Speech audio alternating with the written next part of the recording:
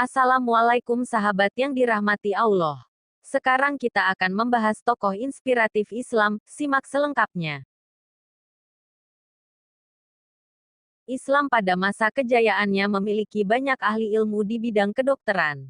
Salah satunya Al-Din Abu Al-Hasan Ali ibn Abi Al-Hazm Al-Karsi Al-Dimaski, dikenal dengan nama Ibnu Nafis. Beliau lahir pada 1213 di Damaskus dan menghabiskan masa kecilnya di kota tersebut hingga menjelang dewasa. Beliau adalah ilmuwan Islam hebat. Beliau belajar ilmu Al-Quran terlebih dulu dan menjadi penghafalnya. Kemudian belajar membaca dan menulis hadits, serta bahasa Arab. Beliau menjadikan Al-Quran sebagai ilmu dasar untuk dipelajari.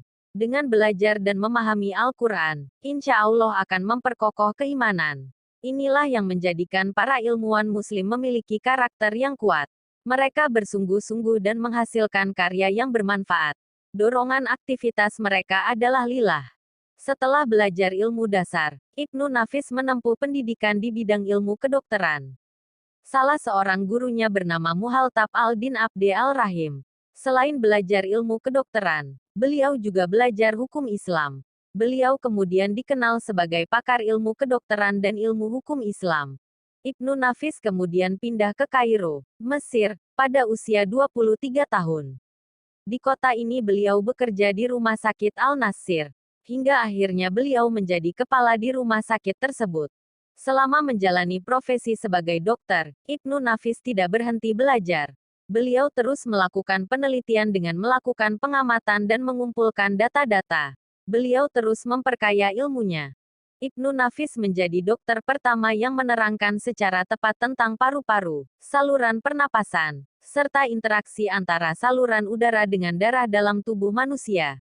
Selain melakukan pengobatan, juga perlu memeriksa unsur apa saja yang menyebabkan munculnya penyakit.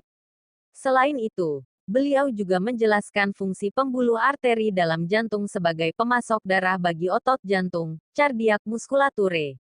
Beliau menemukan ilmu peredaran darah di paru-paru dan menjadi penemuan yang sangat menarik.